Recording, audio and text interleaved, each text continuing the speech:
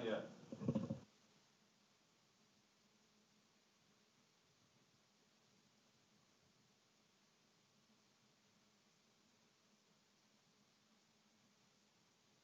Good. And just make sure it's not blocking anything, any text in the meeting. Nope. 1, 2, 3, 4, 5. It's over my.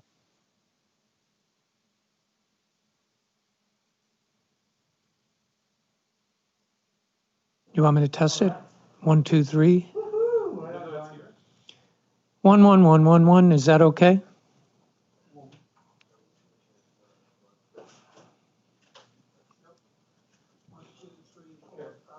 Yeah, there's going to be a delay. Okay. The mic is working. Yeah, sure.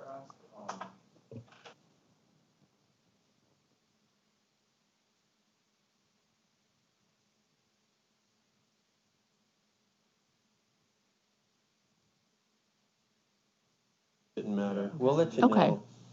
Do you think I'm close enough, or do you want me to move my mic closer? It's about this. Yeah. Should Amrita mention that all of our colleagues in the room are wearing masks? Michael and I are safely distanced, and therefore we are not. You know, we didn't add that in the copy. That's a good idea. Let me add just that. to say, hey, just everyone knows that we're practicing. Okay, we got 95 people already. 95 people, that's, How many did we have in the first one? I think what we had like 2,000 people in the first one. Turn off her mic. You're not, are you?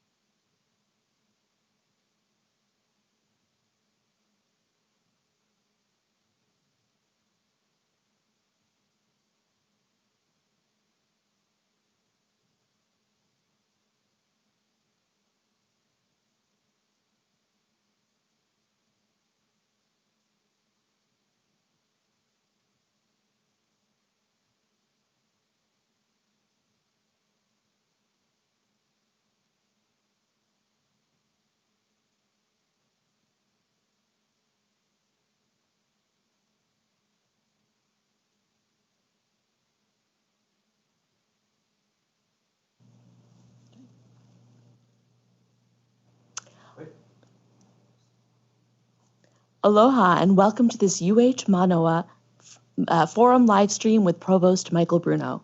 I'm your moderator, Amrita Malik, and we are scheduled to be here live inside the Information Technology Center until 3 o'clock today. Provost Bruno will be here and available to answer your questions. The forum's focus today is the current UH Mānoa budget planning process for a post-pandemic Hawaii. Provost Bruno will also answer questions about spring 2021 and other topics as time is permitting. We're still taking questions, so we will get to as the forum continues. If you have any questions, please email us at eforum@hawaii.edu, and please use your hawaii.edu account, as questions will be limited to UH students, faculty, and staff today. We also want to acknowledge that we are practicing safe COVID-19 behaviors in the room today. Everyone with us is masked, save for Michael and I, to better communicate with you, but we, of course, as you can see, are well socially distant. So with that, I'm very excited to introduce our Provost, Michael Bruno. Thank you, Amrita. It's great to be back with you again. Aloha, and thank you for tuning in to our discussion. I know that this is a time of great uncertainty and that many of you are anxious about the future. We have a public health crisis that has led in turn to a fiscal crisis here in Hawaii and around the world. Like most universities, we are facing budget cuts of a magnitude that we've never seen before. And yet, as we close out the 10th week of instruction, our students and our faculty and staff are staying well, learning and working in all areas of our mission to Hawaii. Your collective effort towards ensuring that this work continues strongly in the midst of a pandemic gives me confidence that we can also rise to the occasion and overcome the looming financial challenges. I appreciate that many of you have voiced concerns after our initial suggestions to the units were released. The ensuing meetings with faculty and staff, more than 40 so far, have been both productive and energizing. These discussions and follow-up have produced, in many cases, new or additional ideas to strengthen programs and provide opportunities for cost savings. We have continued to post the notes from those meetings, as well as the revised recommendations. So please continue checking in on our website. As these plans progress, we will have a clearer understanding of the positive impact of the changes on the fiscal health of the university and on our ability to sustainably support our community. Today's forum is an opportunity for me to hear your questions and concerns and to provide direct answers to those questions and concerns. I am mindful that this conversation is being conducted in the context of change and uncertainty at both the national and state levels. But I am supremely confident that we have set a course that will allow us to navigate this storm and emerge a stronger, more resilient, and more relevant university of and for Hawaii. Mahalo. And a sincere mahalo to you, Provost Bruno, for making yourself available to respond to everyone's questions. And a sincere mahalo to our community for taking the time to send their questions to us. And again, as a reminder, please keep those questions coming in. Our first set of questions, I don't think it'll be a surprise to anyone, are about the budget. So I think this is a good opportunity. Michael, can you explain the current budget process from the beginning to where it stands today? Just give us a good overview. Okay, and I'll try to be as concise as I can, but I think it's quite important for our community to understand where we are and how we are moving forward. I would say, as far as meta messages, the top ones I would want to have folks remember is, number one, there is a great deal of uncertainty, both in terms of what the governor's budget finally will be.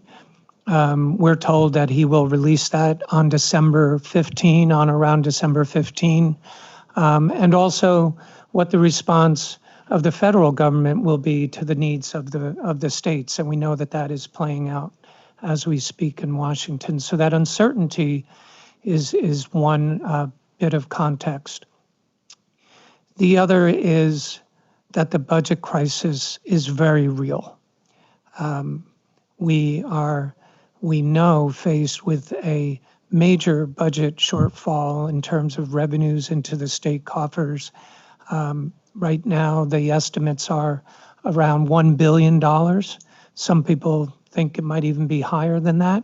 So $1 billion represents about 14% of the state's overall revenue of about $7 billion.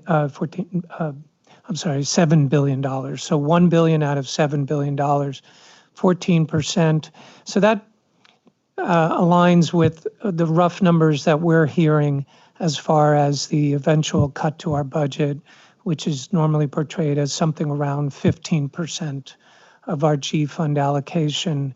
That in turn comes down to about 7% of our overall budget, because the G fund allocation represents only around 50% or slightly less than our overall budget. The rest of it being made up in large part by tuition, but also we have external grants and other sources of funding. So that shortfall is a big number. It's somewhere between $35 and $40 million a year, and it behooves us to act now to put ourselves in a position to deal with that in an ongoing way. So I want everyone to know that this fiscal year is going to be okay because of the steps that we've already taken. Way back in April, prior to the start of this fiscal year, we put in place several really difficult measures, very painful measures. We put in place a hiring freeze, a travel freeze, although no big deal, nobody wants to get on an airplane now anyway. Not a freeze, but restrictions on major expenditures. Executives at the University of Hawaii are the only employees in the state of Hawaii who are taking a pay cut right now. As of November 1, next week, all executives will be taking a pay cut. Executives also forewent a raise when faculty and staff received raises in the last cycle. Taken together, that's $3.5–4 million a year in savings, so it's significant. So all those measures taken together mean we are going to end this fiscal year not only in strong financial shape, but we are very likely to have strong reserves that we can then apply to the financial challenges that will come. And right now it looks like those challenges will be with us for a few fiscal years. The budget process that we are engaged in right now across campus really is saying to everyone that the normal way of operating just won't do, not anymore. This is not business as usual. Beginning when we started talking to the deans about this challenge way back in March and April, it became clear to all of us that business as usual could not possibly get us to where we need to be. And when I say business as usual, the normal way of doing budgeting at our university, like most other universities, is congratulations, you're getting the same budget as you got last year plus 1%. Or I'm really sorry, you're getting the same budget as you got last year, less 1%. And what that has resulted in, as we started looking across the university and the various programs, looking at enrollments, looking at degree outcomes, is that you ended up with these very unexpected outcomes from years and years of this process. So for example, you have Department X with hundreds of students and Department Y with a handful of students. And those two departments have exactly the same number of faculty. By nobody's definition does that make any sense. And so the bottom line is we have too many degree programs. I also feel we have too many deans, too much administrative overhead, and we need to start examining those aspects of our university structure, our university organization, and that's what we've been setting about doing because I feel that's the only way that we can ensure that we are both a stronger university, ready to bring in more students, and also at the same time, a more efficient, and by that I mean cost-effective university that is responsive to the taxpayers of Hawaii who fund a good share of our budget. Thank you, Provost. I think that helps us certainly appreciate the gravity of the situation and to understand the numbers. And I know we all appreciate the fact that you are looking at the university more holistically and really at every level to see how we can come through this in a way that makes us stronger, but also to weather these storms. As a follow-up, we have a question from a faculty member who asks, as I understand it, the planning process we have been engaging in is primarily motivated by the need to realize cost savings in the midst of a major fiscal crisis. When and how will faculty be able to look at the actual figures that estimate how much various proposed cuts or mergers might save? And does executive management have such projections or estimates? And if not, how will decisions about reorganization be made? That's a great question. Number one, I do want to emphasize, for me, there are two sides to this equation. One is, of course, cost savings, and we need to drive towards those cost savings. The other is driving for revenue growth, and that includes primarily tuition revenue growth. So if one looks at particularly the revised suggestions, you will see a mix of items, suggestions, recommendations that look like they're driving towards cost savings. Some cases combining departments, perhaps reducing numbers of degree programs, even in a couple cases combining units. All of those things have overhead, administrative overhead, so you're reducing costs. But you will also see a lot that look like they're aiming at strengthening degree programs or encouraging new programs, because I really believe we need to drive that enrollment growth. I think everybody here probably understands this university was at one time over 20,000 students. Today, after an increase of 500 students this semester, we're at 18,000 students for the first time in 5 years. Great success story, and hats off to our admissions folks. But we can get to 20,000 students, and if we do, a large share of our problems start to go away. So I want to emphasize that side. With respect to the cost savings, it is a great question, but it's one that I've been very, very cautious about. Number one, we want it to be true to our statements, in essence, our promise to the campus, that those initial recommendations were just that. They were initial recommendations. In fact, on the website, we labeled them suggestions. You know, in my mind, a tier below recommendation, because they were meant to be very provocative discussion starters. It would have been dishonest for us to attach dollar figures to those initial recommendations and, in a sense, you know, set a bar, give a quantitative measure of success with a set of recommendations that we knew were going to have to be changed as we got together with our faculty and discussed, you know, not only those suggestions, but the faculty's suggestions and the dean's suggestions. So we've been very cautious about giving dollar amounts to those suggestions. I will say that we are starting to look at that now in a serious way. We know that by December, for our community and our board, we will be expected to produce quantitative measures.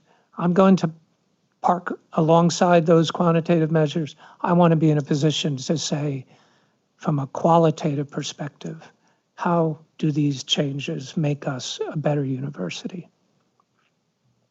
Thank you. And again, as a reminder, there's information on the budget planning process available to everyone that is regularly updated. For more of that information, for some of these specific facts and figures, please go to manoa.hawaii.edu/COVID-19, and there you'll be able to click on the UH Mānoa Planning for Post-Pandemic Hawaii link in the sidebar. It has the planning process and timeline, budget committee suggestions, and the unit responses. So all the consultative processes that Michael was just talking about. Now, a lot of what you were saying too was really focusing on how can we best meet our mission as a university. And I think that relates to a series of questions that we've seen along the lines of this one from our faculty. How do you think the campus can best balance the need to cut costs with the need to meet its strategic goal of being an Indigenous serving institution and Hawaiian place of learning? Well, that's a great question, and something that we have kept in mind throughout this process, as has been articulated on the website. You know, we speak about the relevance to our home, Hawaii. We speak about the 4 primary goals of our strategic plan, the next draft of which will come out shortly, but the 4 primary goals have remained the same. They include becoming, in my view and others, it's still aspirational, a Native Hawaiian place of learning. Remaining as a premier R1 research university. Being student-centric and responsive to our student needs, and having first-rate facilities and a campus that reflects our values. Those four things have remained unchanged. And so, in a sense, we have to keep our eye on the ball. There are going to be, I mentioned earlier, we know that we have programs that are underperforming in terms of perhaps their enrollments. There will be cases when we will have to balance a program that is being challenged to bring in students today and say to ourselves, we need to double down and do better at bringing in students and hiring faculty, because that program is too important to who we are and where we are. And those are conversations that we are having more and more these days with the consultative bodies and others. I've been having a lot of conversations with our Manoa Faculty Senate Executive Committee about more clearly articulating those various measures by which we can measure our responsiveness to our mission, and a great deal of that mission, as you know, revolves around who we are and where we are. So yeah, it has to be a major part of the consideration as we go through this process. So our next question touches on a theme that you explored earlier, and that's the ethos of the process is really to be consultative in nature. Well, one of our faculty writes, there is a difference between answering questions at a forum, gathering it from surveys, holding town halls, etc., and what this faculty member deems as genuine collaboration and consultation. What our faculty want to know is, will the university administration be putting into place structures that respect faculty governance and staff and student input? And if so, what will these look like? I think this is a good chance for you to expound a little bit more about what has already taken place. Yeah, the question probably came from somebody who has not been in one of our meetings with faculty. So at this point, I believe we're up to around 600 faculty and staff, mostly faculty, but the meetings have included staff that we have met over the period of about 6 weeks. Incredibly inclusive and honest and open conversations that have left us really energized about the ideas, certainly the concerns, but also the ideas on how we can be better. And so if one looks at our website, and if you look at those original set of recommendations, and then look at the notes from the meetings, and in some cases there are now multiple meetings, and then look at the revised recommendations, you'll be able to connect the dots. Indeed, this has been a very inclusive process that has totally involved faculty governance, or I should say shined a light on faculty governance. We've been very clear, in particular in the cases where we have looked at consolidations or combinations of departments. If the faculty are not supportive, if they do not believe that this will make them stronger and their programs more successful, we're not going to do it.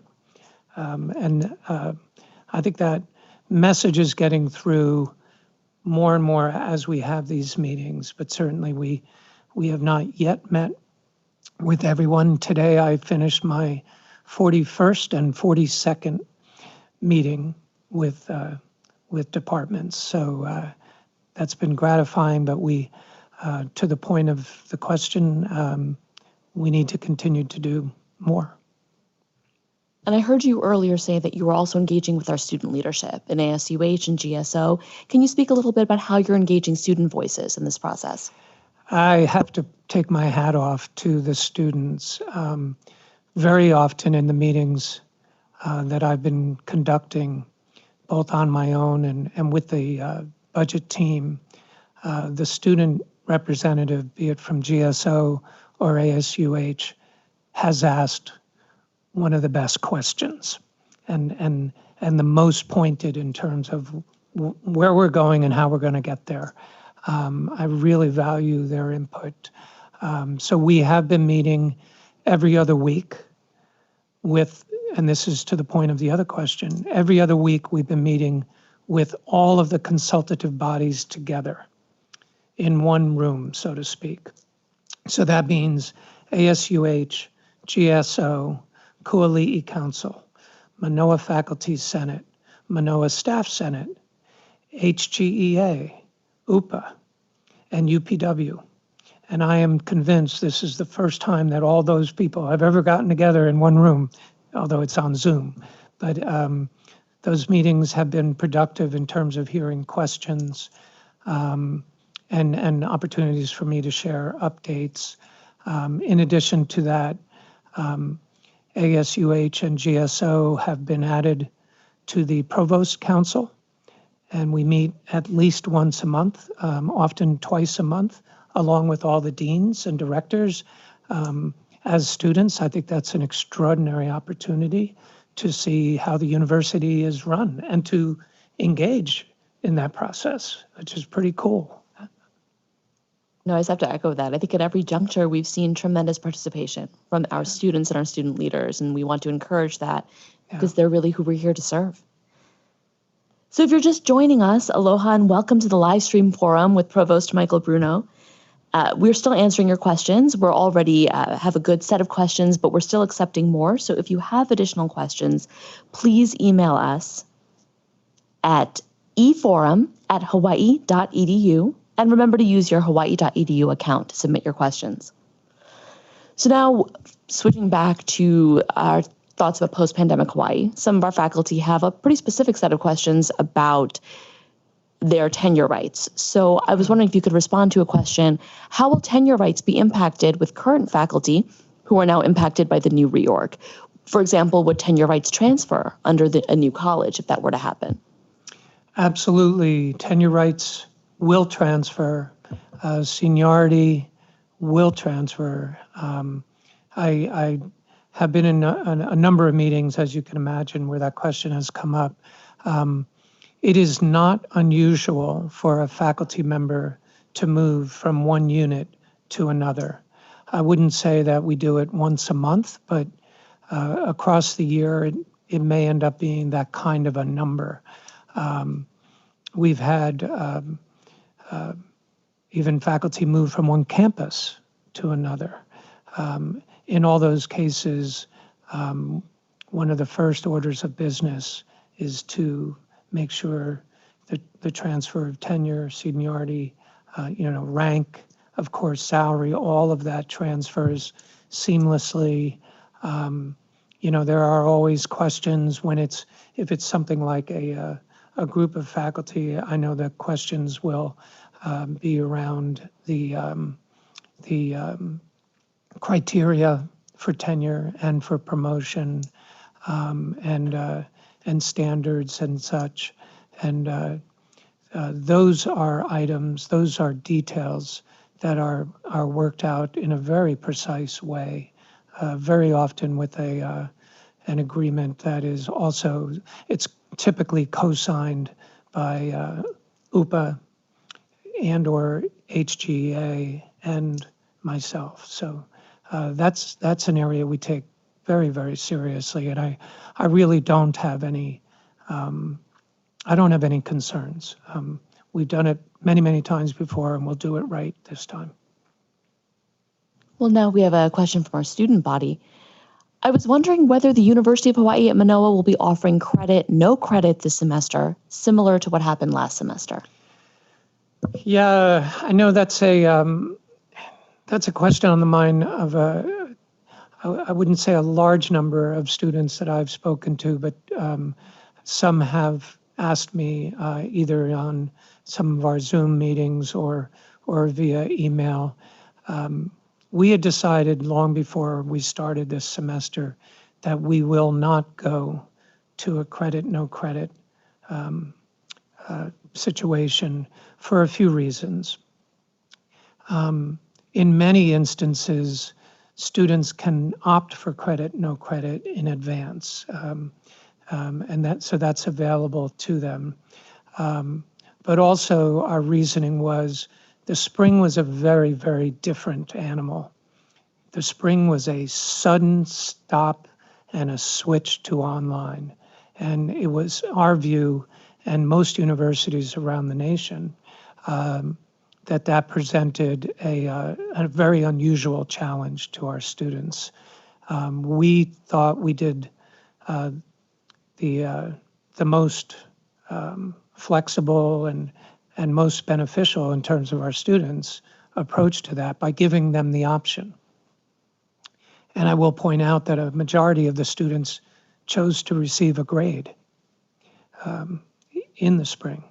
So, you know, with the ramp up to the fall, you know, through the summer, everyone understanding full well that the mix of courses was going to be primarily online. We thought there was enough advance notice, there were no surprises, and so let's just stick to the traditional ways in which we select options for grading. So now shifting back to cost savings. You mentioned earlier about the executive managerial positions taking a salary cut. We've received several questions about this, like this one.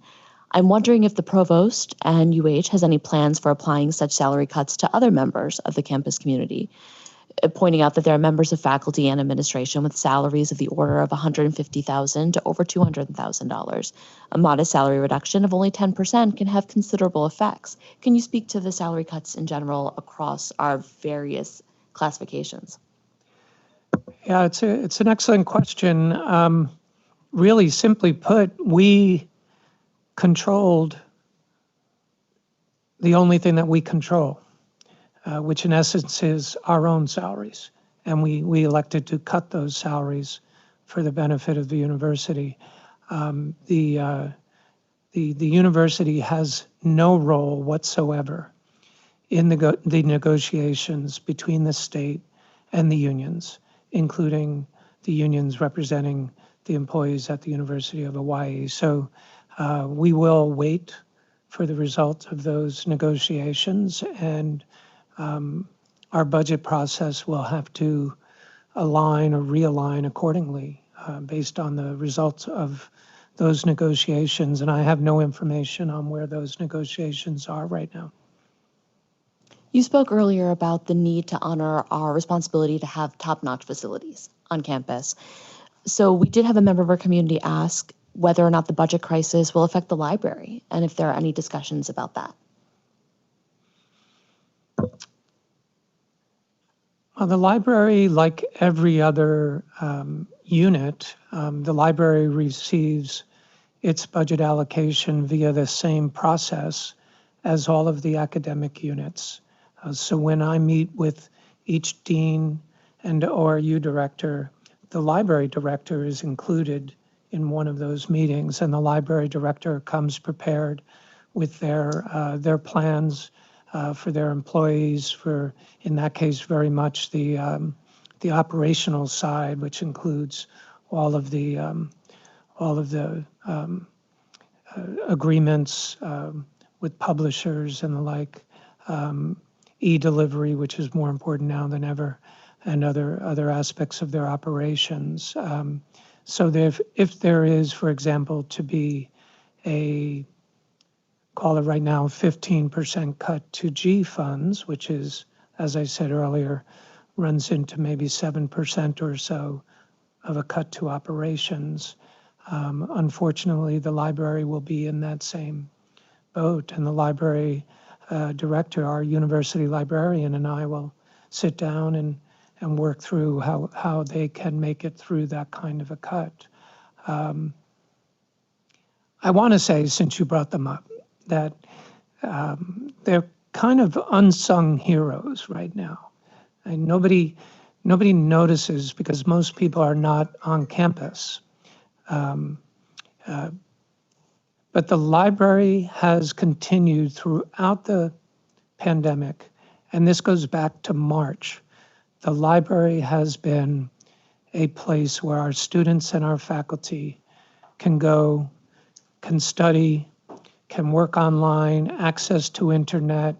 And they've been open not only long hours during the day, they've been open on the weekends.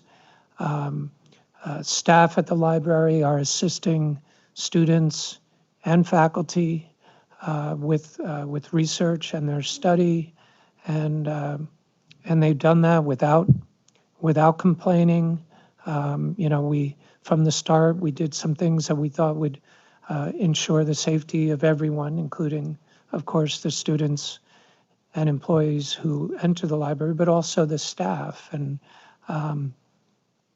it's gone flawlessly all the way back to mid-March, and just have to take my hat off to the librarians and the staff for that phenomenal work. And I'll include in that the faculty and staff who have been manning Sinclair Library, which has been remade as the beginnings of a student success center. And that Sinclair has been open the same hours as Hamilton Library, and all of these are providing essential service to our students and our faculty.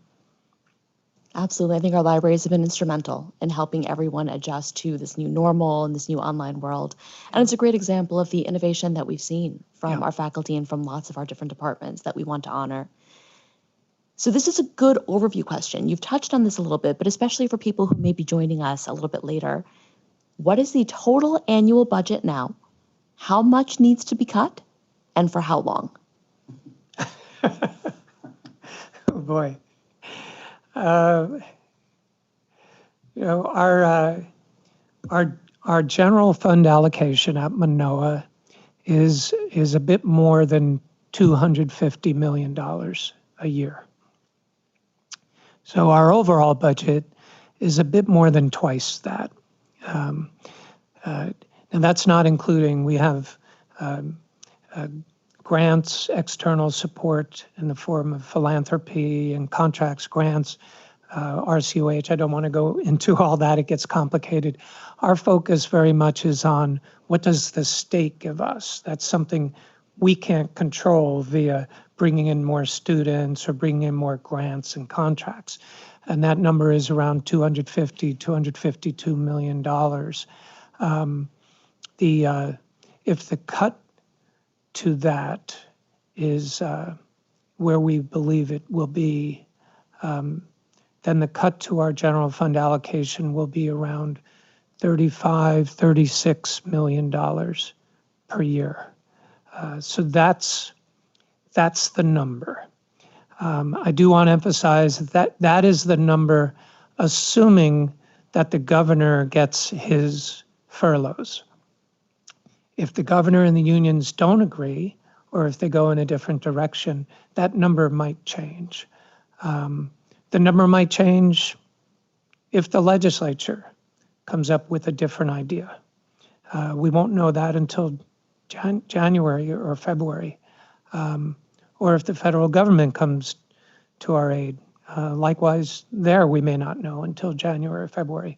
So that's part of, the frustration, I think, that everybody, whether it's the regents to our faculty and staff, is this uncertainty. But given the information we know right now, our number is going to be somewhere around $35–40 million a year. No, thank you. And I think we all acknowledge what a fluid situation it is.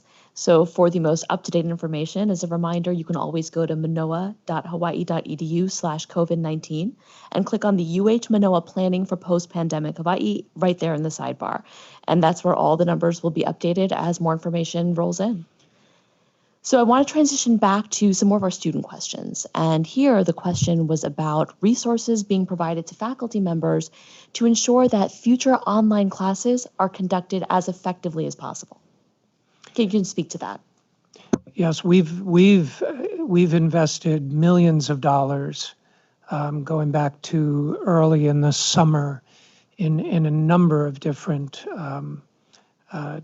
tools and opportunities, initiatives that were together aimed at improving our online delivery of instruction.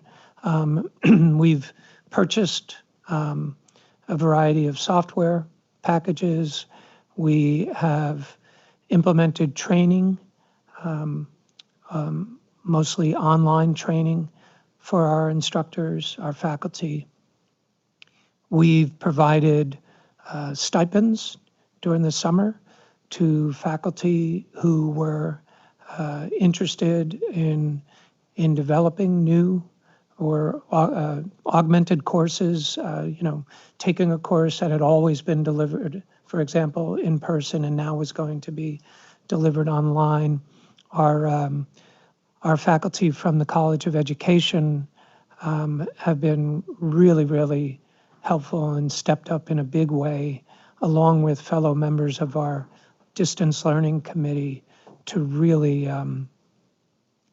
help with that. It's a bit, I don't think ironic is the right word, but going back to late last year, I had asked that distance learning committee to please deliberate, ask questions, surveys, and the like, look around at other best practices and come back to me with a report on how we could improve our performance in the online delivery of instruction and how we could be a leader. A couple months later was, okay, we need to pivot a little bit.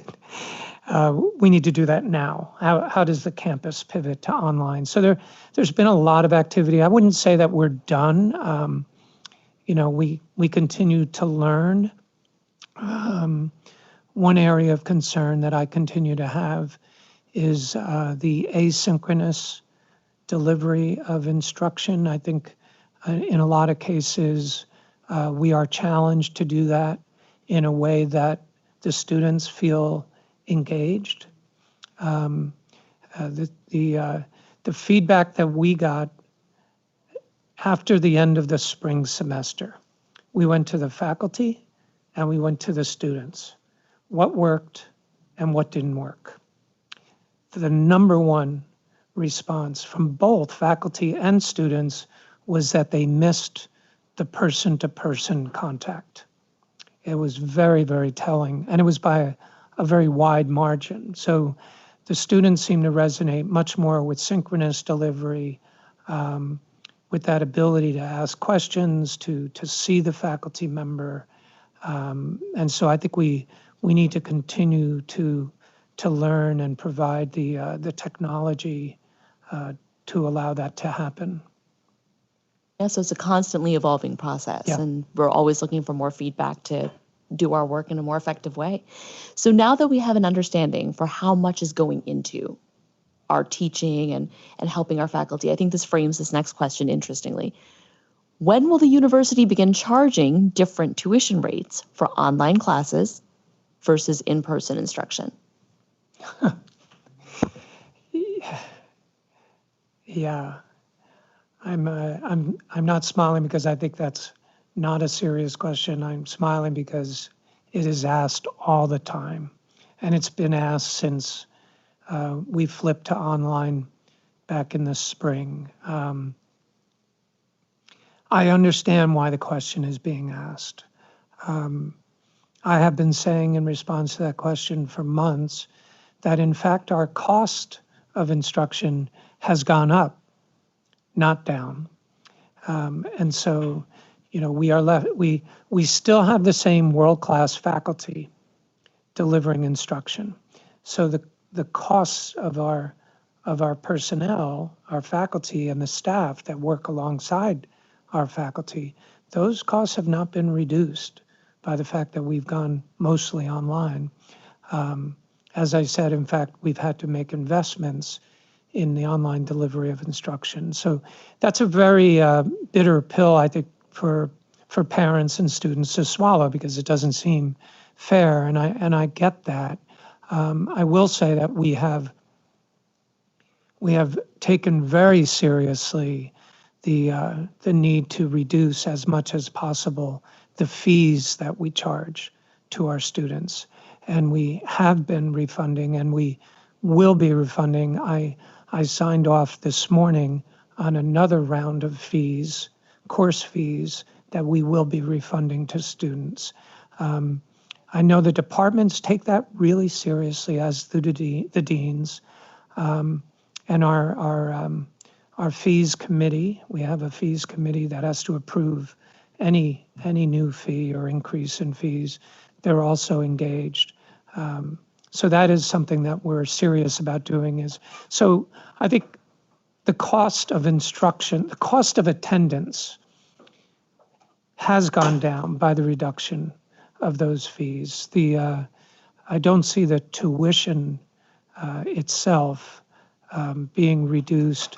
I do see a future where if we end up in a hybrid mix or a mix of modalities where courses might be delivered online here or maybe even in a different modality, in an intense, multi-week session rather than a semester long. I mean, we're talking about all these things versus traditional. I could see us moving to a variety of fee structures. So again, another example of how everything's in flux, and we're doing our best to balance as we move forward. Yeah. So we are now going to shift to talk a little bit about COVID-19 and questions our community members have about that. But as a reminder, if you have additional questions about the budget or anything that hasn't been addressed, remember to email eforum@hawaii.edu and use your hawaii.edu account to submit any questions for this forum. So again, shifting to COVID-19, we had some questions from our community about what is the UH plan for testing within our campus community? So our university health services, our School of Medicine, School of Nursing, and our School of Social Work have all been working hand in hand with the Hawaii Department of Health. And this goes back to the spring. So the protocols with regards to testing and the Department of Health has been conducting testing for free for the members of our community. So the protocols for testing, the protocols for contact tracing have long been in place. That we've been announcing positive cases normally within hours of a positive test result. Those numbers have stayed thankfully low since going back to mid-March. We just stood up. It took a few months longer than we had hoped, but that was not anybody's fault. It was a matter of getting regulatory approval and procurement challenges. But we do have our own homegrown testing capability. It was stood up at our School of Medicine a few weeks ago. There was an announcement. Much of the cost of that was borne by the city and county, and we appreciate their partnership. It's continued to be a very strong partnership.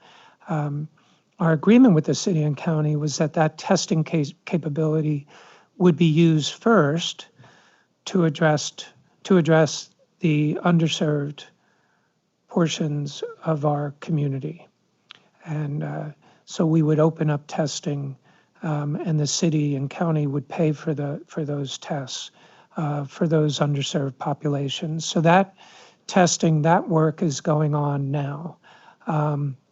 We agreed long ago that as that work progresses, that when and where we all agree it should become part of our protocol, that we could then offer testing to members of our community. The fact is that right now, the campus is, as you saw when you came to campus, very low density in terms of the numbers of people here. So as opposed to some universities that have frequent testing, those universities have most of their students and employees on the campus. We've elected not to do that. My major, I guess, maybe not concern, that's too strong a word, because our cases have been low, and that is in large part due to the cooperation of our students and our staff, the work of our staff, in particular in the housing office and the student residence hall folks. Again, I'm going to keep finding myself saying thank you. Thank you to the residence hall staff. They've been remarkable and responsive, but also the students. They've been fantastic in keeping themselves and each other safe. So I would say that if we were to roll out a capacity to do testing in the community, it would go to the residence halls, in my view. Can I say that we're also talking about a rather novel approach? Please do, tell us more.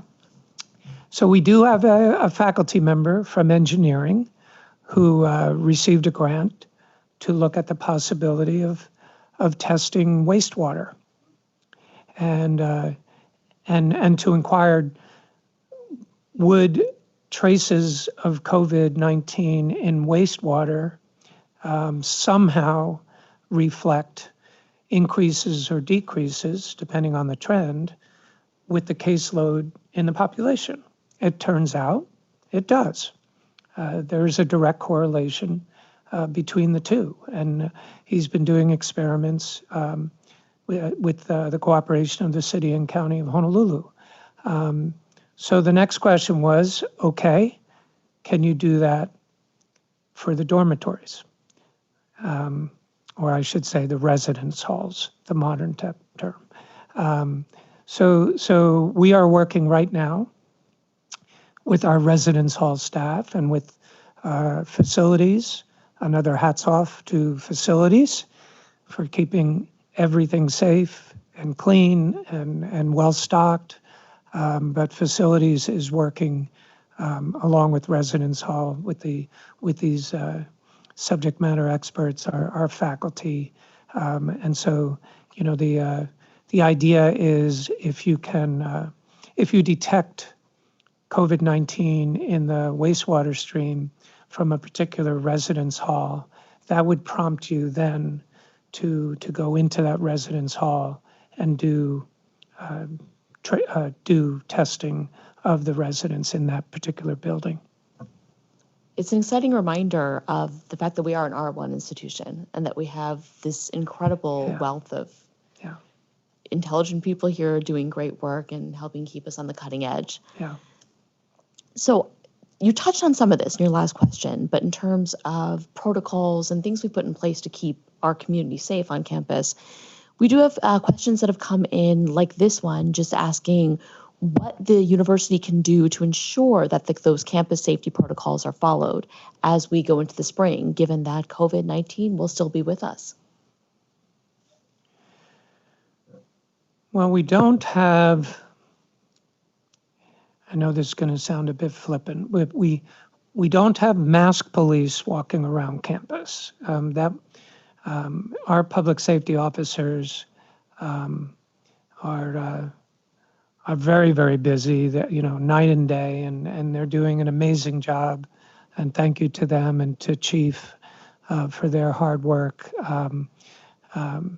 We have asked people to sign on through the LumaSite app and check off that they indeed do not have any symptoms, they've not come in contact with anyone who has tested positive, et cetera. So that's number one. We have told everyone that in alignment with city and county orders, you must wear a mask when in public. You don't need to wear a mask if you are on your own, particularly in your own space, office, et cetera. But you are expected to wear a mask. We've not asked anyone necessarily to, enforce in terms of fining folks, but we do need to remember that we do have a student code of conduct, and so the students are expected to live up to that code and following these safety procedures, safety protocols, which are meant not only for that student but everybody around them. It is essential that they follow those protocols, and conform to the student code of conduct. And failure to do so may result in suspensions, penalties. Have we been enforcing our student code of conduct? Yes, we have. These are things I don't want to necessarily talk too much about, but certainly early on, when students arrived here, as you might have expected in the first week, there was a lot of learning going on, and a lot of reminders and warnings about following protocols, and also making sure that behaviors were aligned with safe behaviors. So no large gatherings, and et cetera. We did have some students that on multiple occasions violated those protocols and regulations, and there were penalties for those cases. But I would say in the scheme of things, considering the numbers and considering we're in our 10th week, end of the 10th week of instruction, they've been a drop in the bucket compared to the numbers of students and employees that we've had on campus. Yeah, I think that's really worth highlighting, the fact that as a community, we expected people to step up and take care of each other, and that has just been validated repeatedly. Even coming on campus today, it's very low density. I never thought I'd be this happy to find parking so easily, or rather that's sad to find parking so easily, but everyone is masked, everyone is being very respectful, and that, again, is the least we expect from our community. So mahalo to all of you as well. Yeah. So now we have a question about, again, looking at the e-learning as we continue to move online. Some of our students and faculty are wondering about what efforts the university's taken to ensure that e-learning is equitable for all. This person wonders specifically in regards to those that may not have access to Wi-Fi, or perhaps are sharing a device with a family member. Yeah, that remains, and going back to March, that was one of our primary concerns. And the very initial uses of our federal funds that we received went to providing student relief. We also had a parallel effort with UH Foundation, and hats off to UH Foundation for helping us raise an extraordinary amount of money to provide necessary support to our students. But the federal CARES funding provided resources for support to the students. It also provided us the opportunity to provide hardware to the students. So we have loaner laptops that we have been providing to students who don't have access to equipment. We also have hotspots, internet hotspots that we have provided to people, both faculty, staff, and students who don't have access to internet so that they can access the internet. So that work will continue, that resourcing and assistance will continue. And if anybody is online watching this forum and you have a need for a loaned laptop or problems accessing the internet, you only have to email me and I will put you in touch with the people that can help you. I should also say that here on campus, both Hamilton Library and Sinclair Library are places where people, students, staff, and faculty can go and have free access to a computer with very strong internet access. I know that requires a drive to campus, but it's just out there as an additional option. Thank you. And like I said, there's parking here, so if you need to come. No, our tireless communications team has also provided me some data about the laptops and hotspots, everything available. So there were 140 laptops total, 75 delivered to the library and 25 delivered to CIS. And we have 40 as ITS backstock. 145 hotspots total, 60 delivered to the library, 35 delivered to CIS, and 50 is ITS backstock. As of Monday, both the library and CIS still have some stock on hand of laptops and hotspots.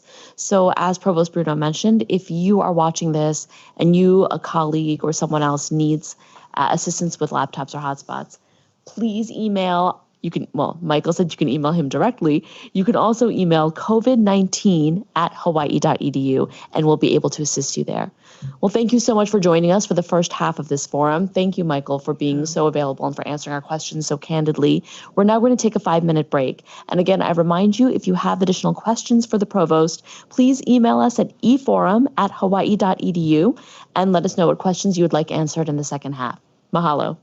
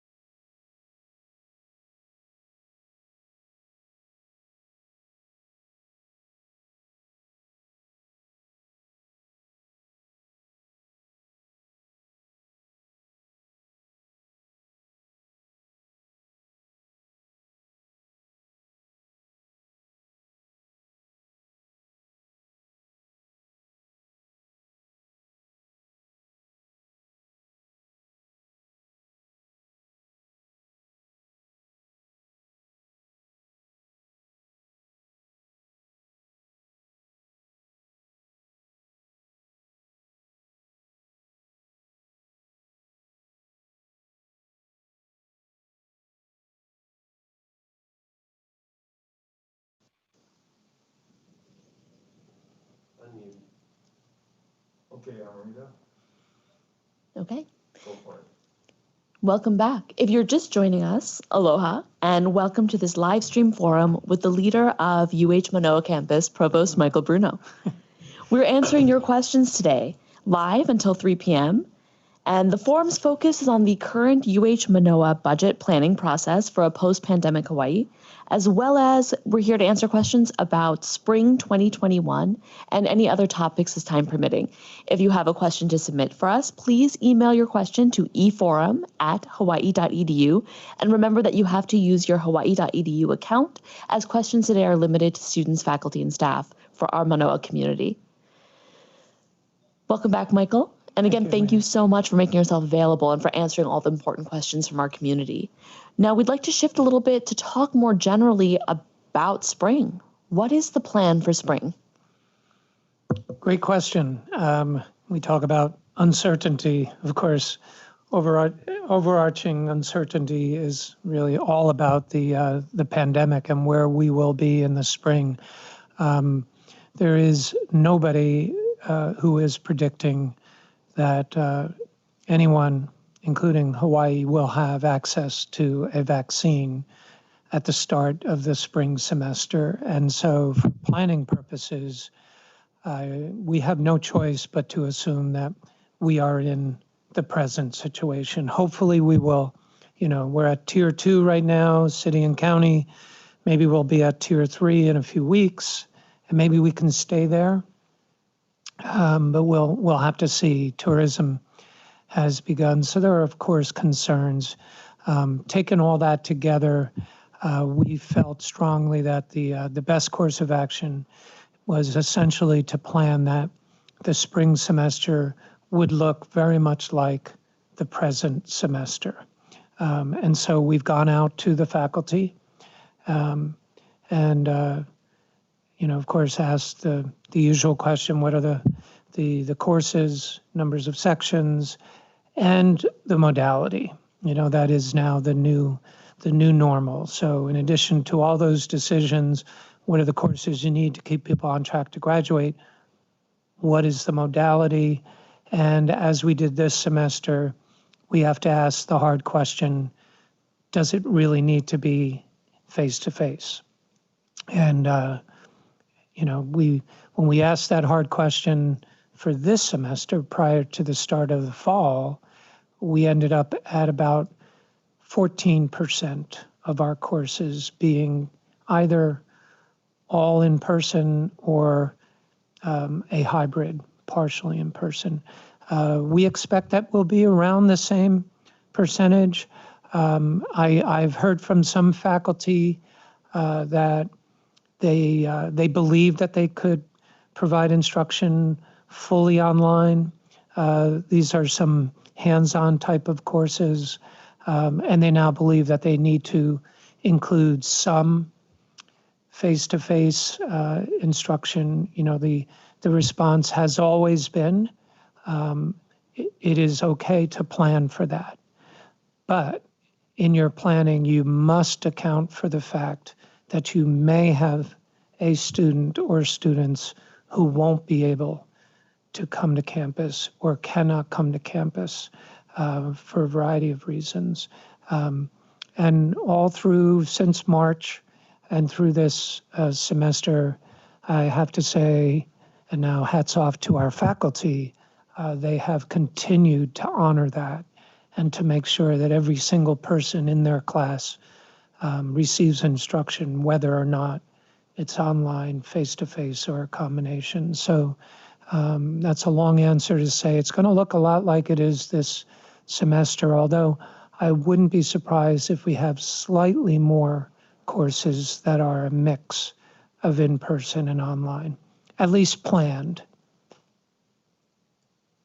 So really the overarching theme is we are doing our best in real time to adjust as needed, but to plan to continue some of the practices that we've already put in place. Yep. So we just got a question, again, shifting back to the budget. Why not eliminate athletics as a way to save money and to save our educational programs? You wanted the provocative questions. Oh, first go Bows. Tomorrow in Wyoming. So I guess I'll use that question first of all as a springboard to a broader response. And perhaps I should have said this early on when we started. The cost savings that we are seeking are not only associated with the academic side of the house. We are at the closing stages of a massive administrative reorg of the Manoa campus. In that process, we've already identified something like 12, and it may increase, EM positions that we will not fill. Enormous savings. I'll just say this, the phase one reorg that resulted in the combined chancellor, president, and the provost position by itself saved the campus $1 million by itself. So imagine the phase two, we have the opportunity to really take a big bite out of that $35.7 million figure that I mentioned. I can't get that figure out of my head. So athletics is in the mix. The administrative side of our organization is in the mix. So is facilities and administration. So is information technology. We have been meeting with all of those groups. Our Vice Chancellor for Students is in all of our meetings, residence halls, all those, all the aspects of what we do have to be examined with an eye towards, where can we produce efficiencies and cost savings to make the university stronger and more resilient. So athletics is really under the microscope right now. I am co-chairing a so-called Blue Ribbon Commission. That is a classic town gown commission composed of half folks from UH, like myself, and half from folks out in the community. And we felt that that was important, and I think this is important, because the state provides us with roughly 50% of our budget, and they are right to expect certain things, including, of course, teaching their young people. But importantly, I think it's also about enriching the lives of our community, our citizens. And we do that in so many different ways. Theater and dance performances, music throughout the community, and others, all the services being performed by our community by our schools out in the community, the medical folks, UHERO with their essential analysis and advice to government. But so does athletics. Athletics enriches the lives of the people who pay the taxes that support this university. And I'm always mindful of that. My wife and I are season ticket holders ourselves to a number of different sports. And every time we go, whether it's baseball, football, volleyball, you look around and I see people I know, but most of the people I see around me are from out in the community. And so I say that because I think athletics is an important component of what we deliver to Hawaii in return for Hawaii's support of the university.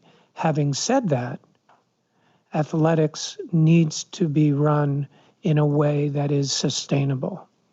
And hats off to our athletic director. I know he's, probably still on a bus traveling to the game in Wyoming. I was on a call with him earlier. But Dave Matlin and his team are doing an extraordinary job. Of leaving no stone unturned, looking for cost savings, public-private partnerships, and the like, just really trying to see that we can sustain our student athletes. They are students first, making sure that they are fully supported. And I want to remind folks, now tomorrow when you're yelling at that television, remember these are 19-year-old, 20-year-old students. We can easily lose sight of that. But also remember, the majority of our student athletes are not on scholarship. They are paying tuition like all the other students, and athletics draws them here. When I talk to our admissions folks, they are just, happy as can be that, not only are we back, but tomorrow night, we're going to be on national television. And that UH brand is out there for everyone to see. And that helps with recruiting. So, it's both sides. I'm trying to impress on how important it is to us for so many different reasons, but how essential it is for us to, again, not do business as usual, but change the way that we do business, change the cost, increase the revenues so that athletics can be more sustainable.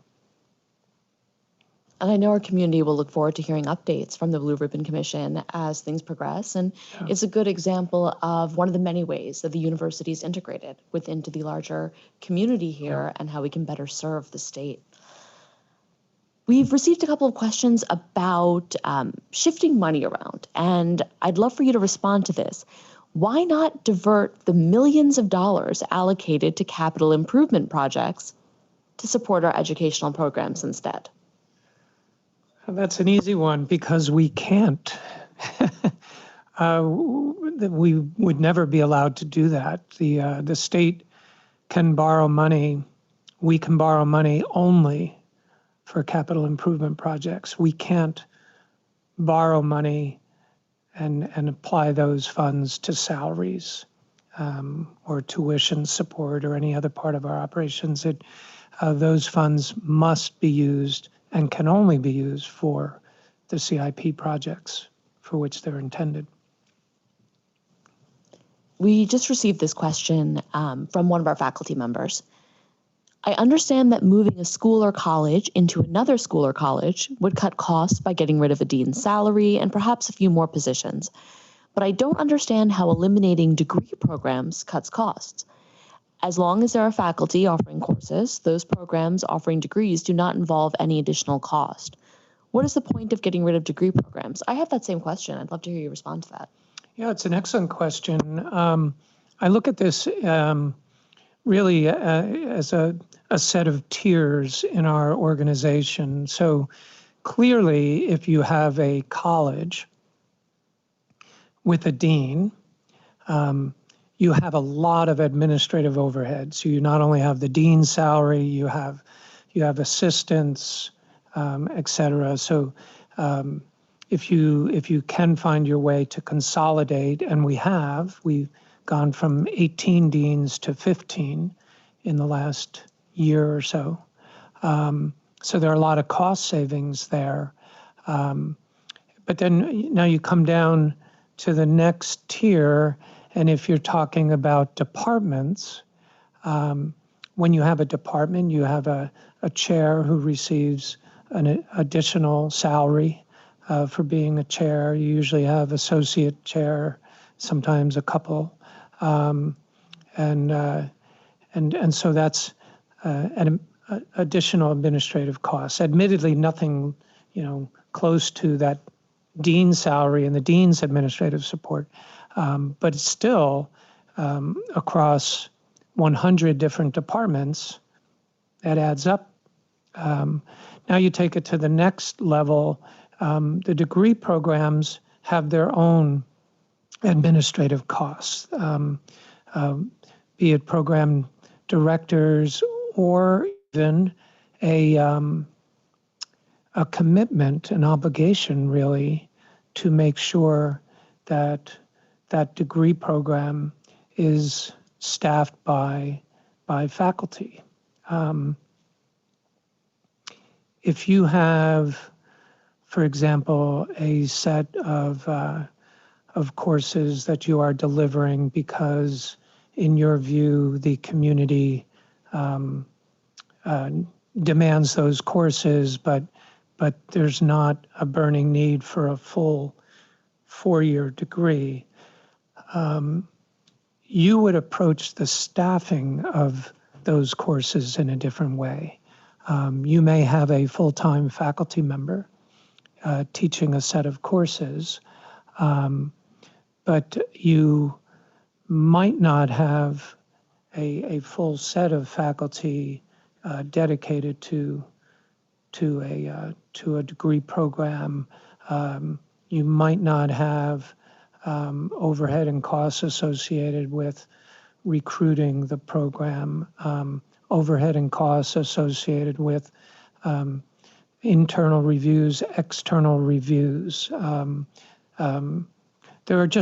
are a lot of things that we do around a full-blown 4-year degree program that we don't do with sets of courses that are not parts of that 4-year degree program. And by the way, the 4-year degree program would have as a requirement, depending on the program, of course, sets of general electives and required courses and all that need to be provided year in and year out in sequence to move students to graduation. Once you are off of that requirement,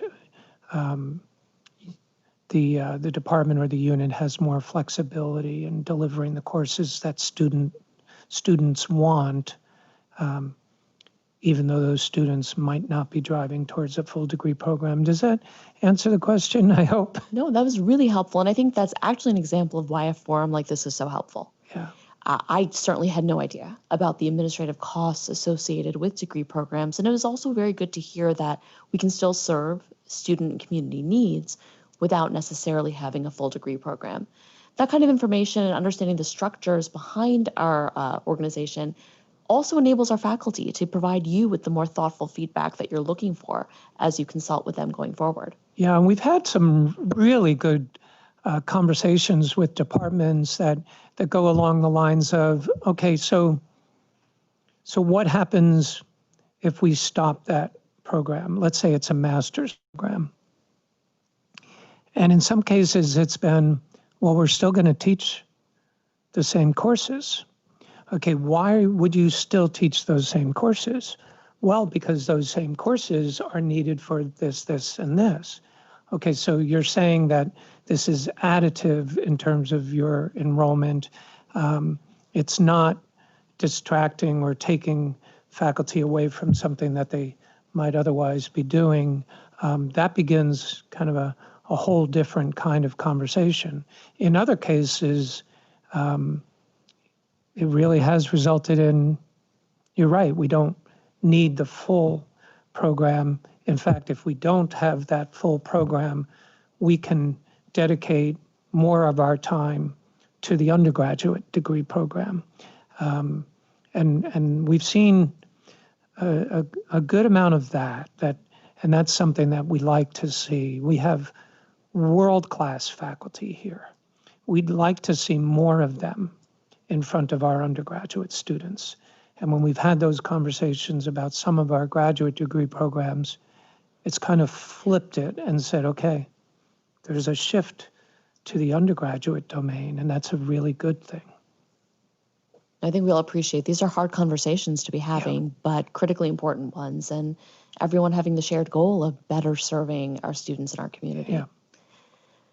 So we have an interesting question here, again, about the budget.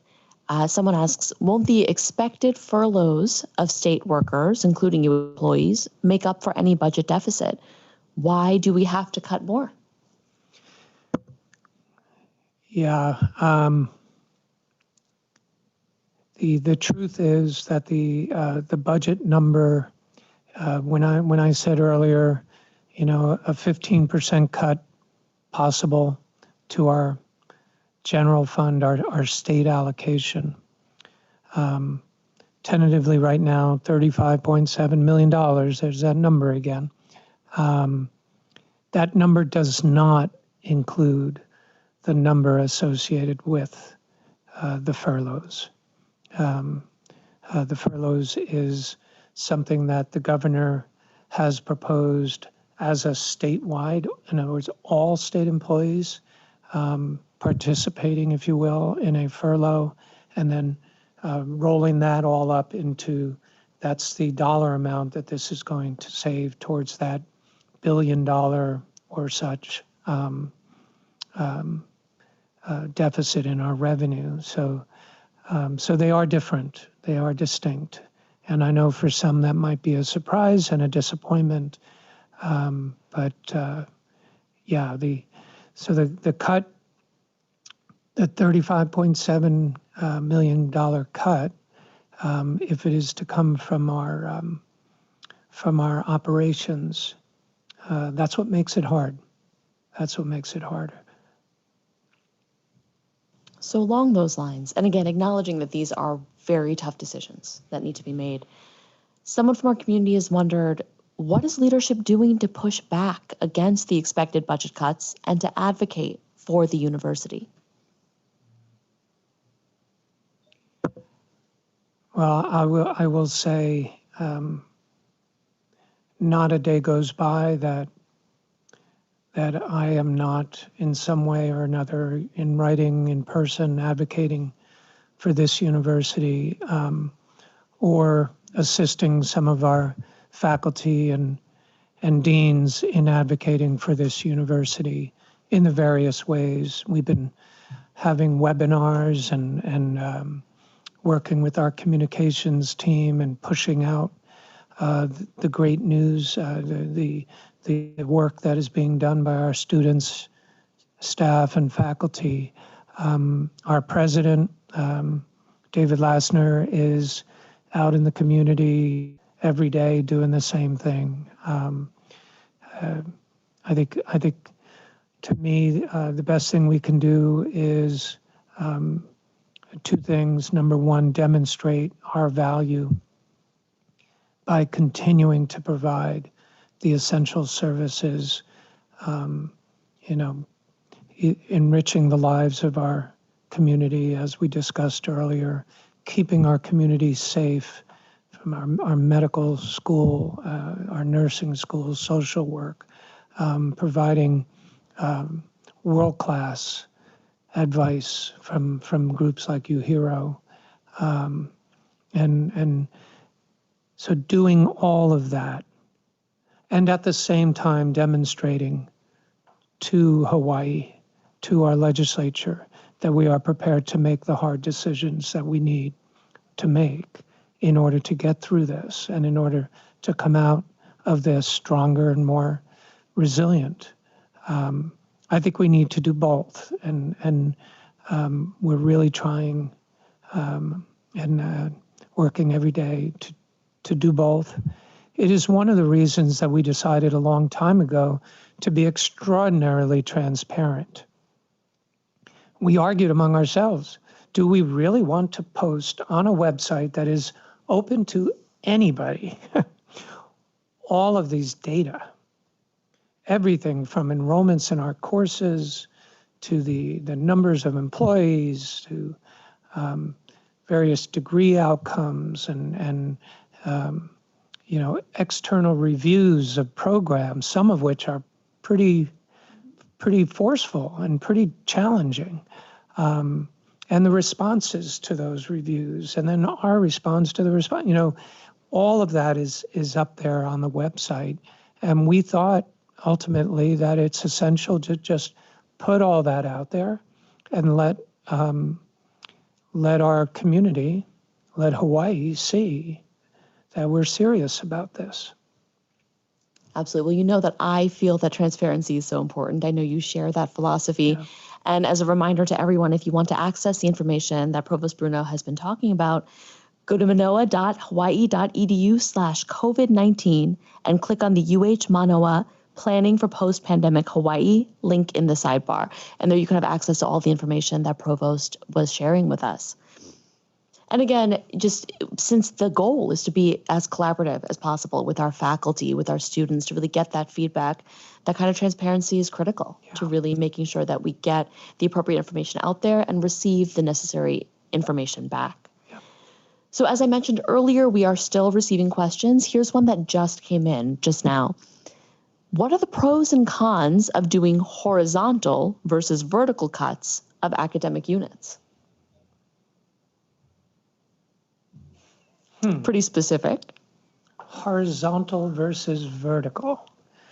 I am going to assume a vertical cut is the elimination of a group, a department, and a horizontal cut is somehow cuts of parts of many different departments.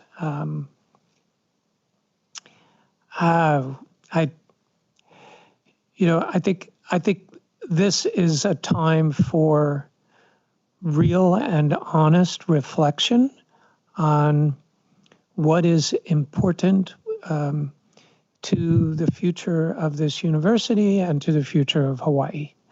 I am committed to retaining our position as a premier Research One public land grant and flagship university. That's a lot of words. And with all those words come responsibilities. Responsibilities to be a sustainable, comprehensive university that can bring in students and faculty and staff from all walks of life with diverse opinions, respectfully, and you've spent much of your life doing this and ensuring this respectful debate and dialogue, and thereby educating ethical, responsible future citizens, and but also lifelong learners with the agility to change jobs, and we know that they will. We're in some fields, we're not even sure of what exactly will be the problems they'll be addressing even 5 years from now. So that's a pretty big responsibility, and it cuts across, a lot of people talk right away about STEM. I'm the engineer in the room. This is not only about STEM. Some of our most successful graduates, I know, receive degrees in the arts and the humanities. The arts and humanities enrich the lives of our community, as we keep coming back to. And so all that to say that a horizontal, I almost think about that as a haircut across the entire university, runs the risk of weakening us. And in fact, that's the legacy kind of budgeting I was alluding to earlier, that says, okay, sorry, everybody gets this year 7% cut. When we looked at that and what's happened over the years, we said it's not the way to succeed. The way to succeed is to identify those areas that must be preserved and even that must be invested in, and make sure that we provide ourselves the ability to make those investments to sustain those programs. And that unfortunately means that we won't be able to invest new resources in other programs. And I think that's a conversation that's going on right now across campus. It's the necessary conversation. And more we will be providing, metrics and data that can help us, help guide those conversations. And they are ongoing. They have not stopped. a lot of our conversations have just started. Now, earlier you said that the goal is to make sure the university is both resilient and relevant going forward. And I think that what you've just articulated, rather than looking at vertical versus horizontal cuts, is being really strategic in terms of developing the university for the future. Yeah.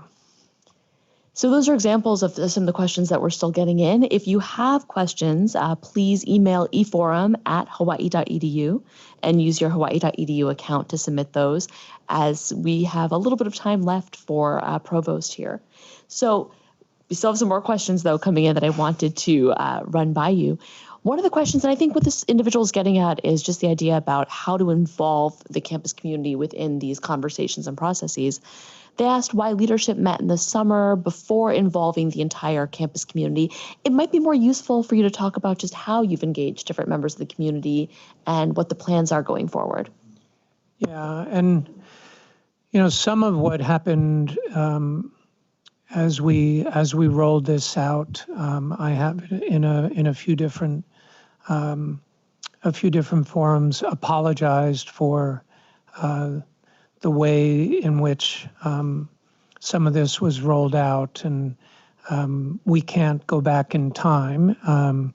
We may have done some things differently had we had the opportunity or the benefit of hindsight. Having said that, I think I've not really articulated exactly how we started and how we got to this approach. Every year, our budget making amounts to my meeting with all of the deans and directors as a group, describing what the realities are, where enrollment looks like it's going, where the state looks like it's going, and our budget office, Manoa budget office, begins to prepare a forecast for where what is going to be available for us. And as I said a few times in this forum, normally that's last year's budget plus or minus a little bit. This year was no different at the start, but then the pandemic hit. And when we got to March and when we had to shut down, we knew that the world was changing around us. And we got together with the deans and directors, and we had no choice but to challenge them. We didn't know what was going to happen with our budget, but we said we need to game out, we need to plan for a number of possible scenarios. 5%, 10%, 15% budget cut. What would happen in your college or school if those cuts were to occur? That then led to discussions in May, and then followed by one-on-one meetings with every single one of those deans and directors, something like 22 different one-hour meetings getting into the details of their budget. We knew the magnitude of the negative delta this year. And we realized after years of doing this that, again, business as usual wasn't going to work. Many of our units came back and said, if it's this percentage, I think we can do it. If it's that or that, we can't.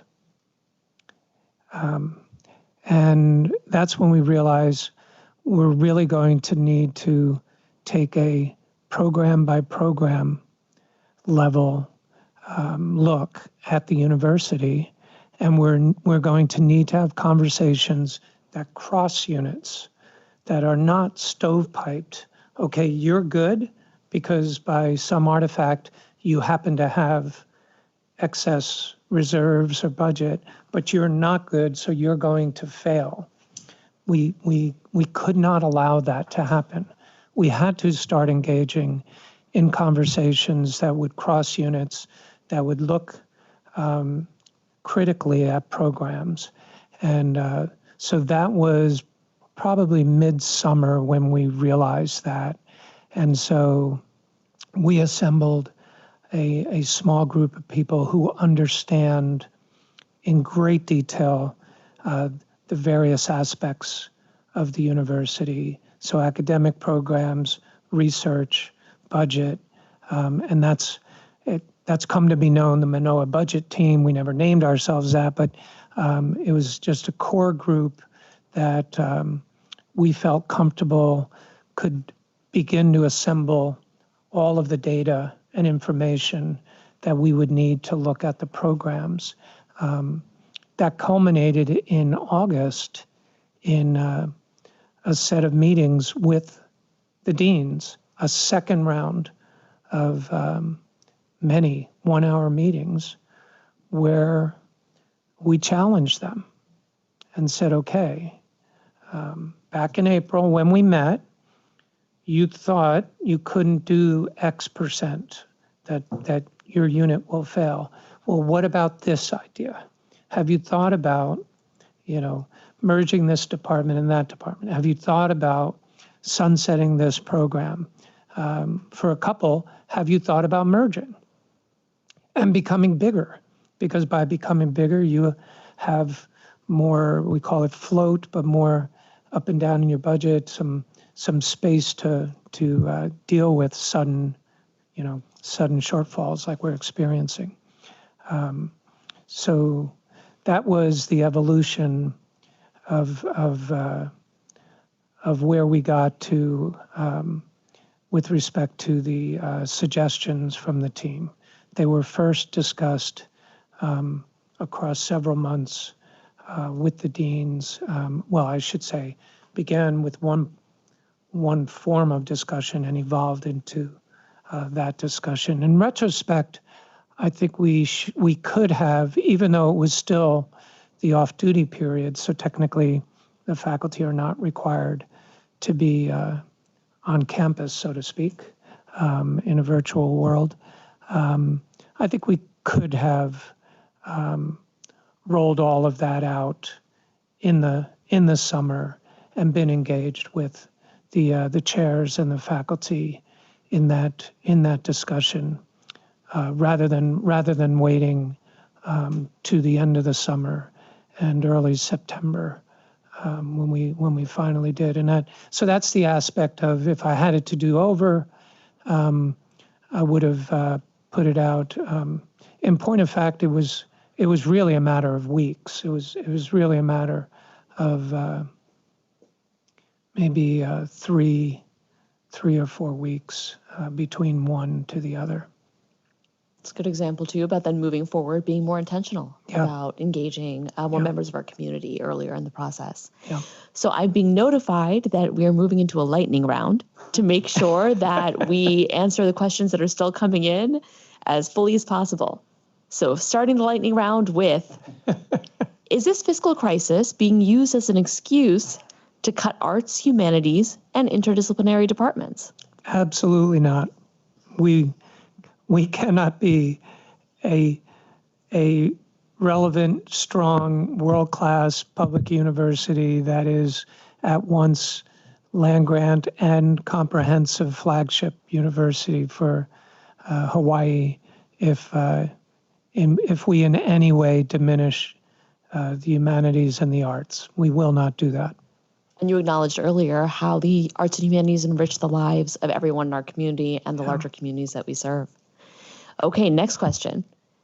As I graduate and start planning for graduate school, I saw that on a previous budget cut document that there was a discussion on monetizing graduate tuition waivers. What does this mean?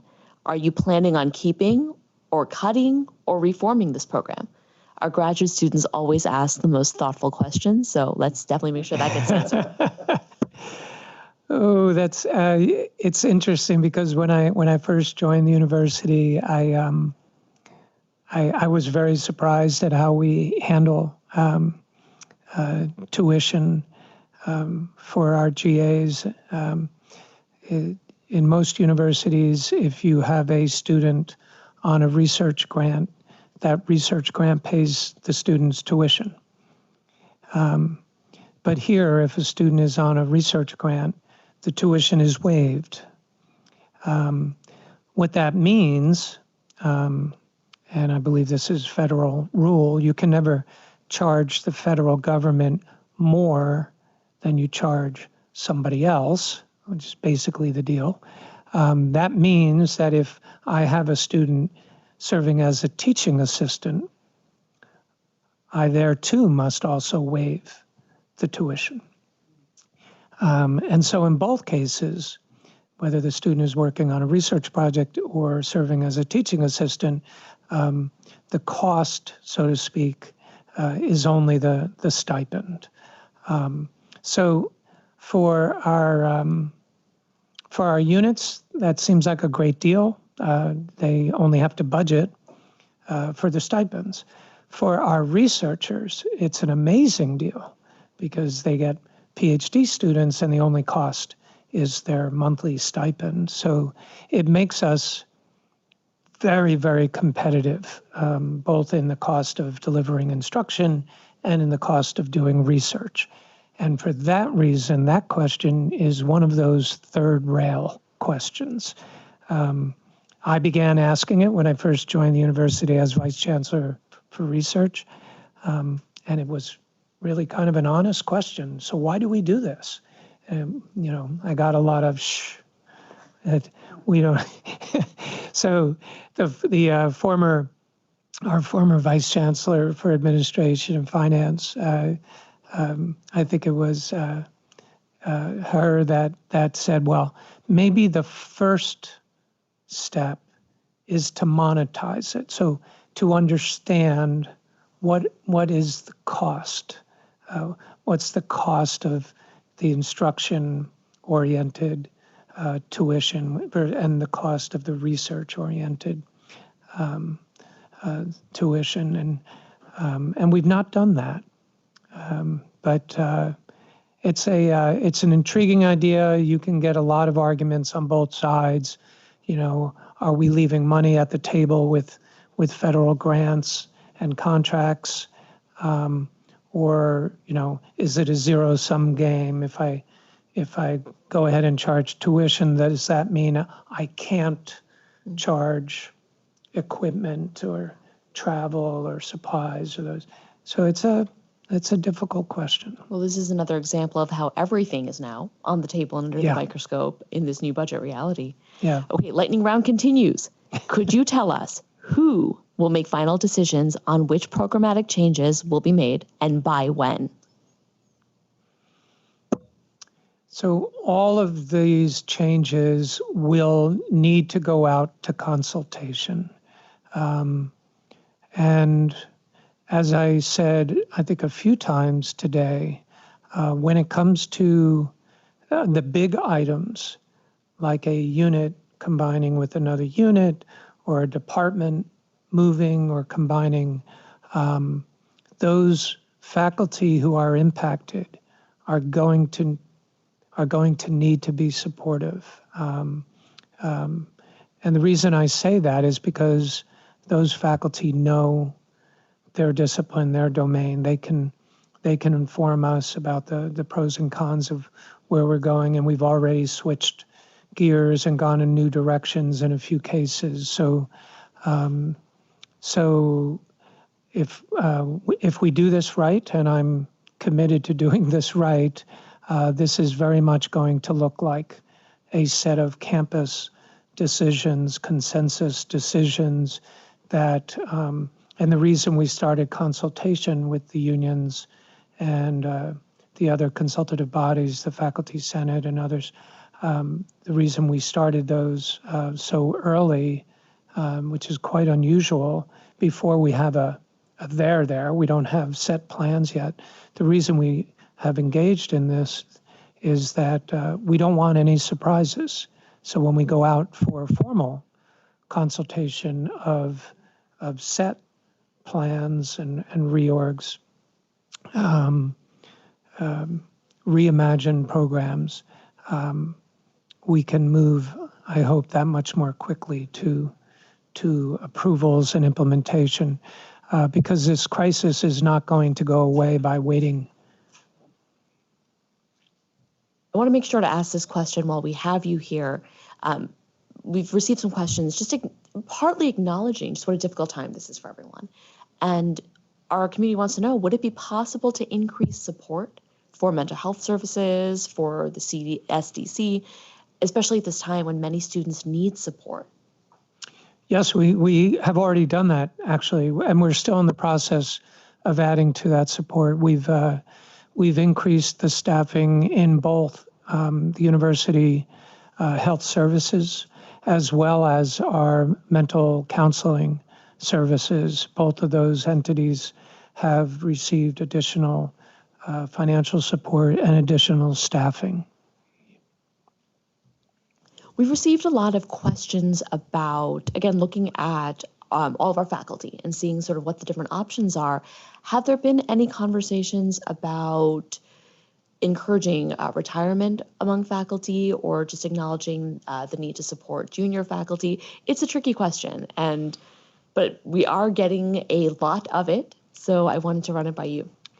Yes, there's nothing official as of yet, but the university and the faculty union have been discussing a retirement incentive program. I've not been involved directly in any of those conversations, but I know that they have been discussing that for several months now. Great, thank you. I know, again, it's just an example of no stone left unturned, and really having conversations about every single aspect of our university. That's right. So we are now running out of time. I think we've covered the majority of questions. I did want to give you a major thank you, Michael, for being in the hot seat again. This is the second live forum you have submitted yourself to, I think, to a very grateful community. I wanted to give you an opportunity to say, are there any last words or anything you'd like to share with all of us in closing? I've thanked a lot of people as we've gone through this. I just want to say again, I cannot thank our faculty and our staff enough, both on the Manoa campus and at the system level. And that includes you executives who are watching, but everybody from our facilities staff, our office staff, student residents, life and counseling. Our medical team has been amazing. Our faculty and staff who are out in the community as we speak, helping to keep our community well and safe. I thank you from the bottom of my heart. You students who have kept yourselves and each other safe and healthy through all of this. We are at the end of the 10th week of instruction, and our cases remain remarkably low. And I want to thank you for that and encourage you to just keep it up.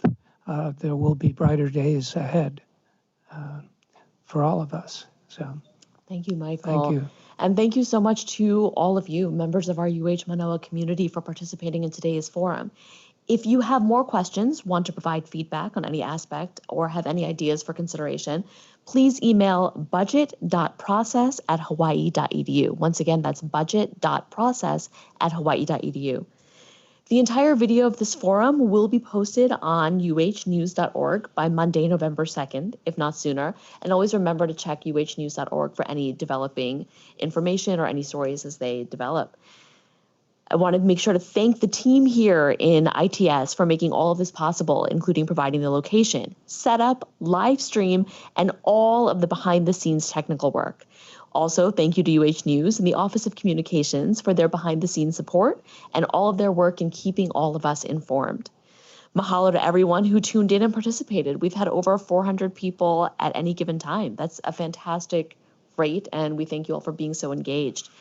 Manoa will not only survive this pandemic and fiscal crisis, but with the Provost's guidance, the goal again is to be resilient and relevant and to really come through this stronger than before. You left one out. What did I leave out? Very important. We need to thank Amrita. Oh. Well, thank you. You are welcome for that. And good luck and bon voyage. I know, We're gonna Manoa, I miss just you. can't quit you. Well, thank you. It has been an honor to get to work with this community. And again, I wanted to work at the university to work with brilliant people who are passionate about what they do. Yeah. And that has just come back to me tenfold. Yeah. So on that note, thank you again, everyone. Take care, stay safe and healthy, and have a safe Halloween. Aloha.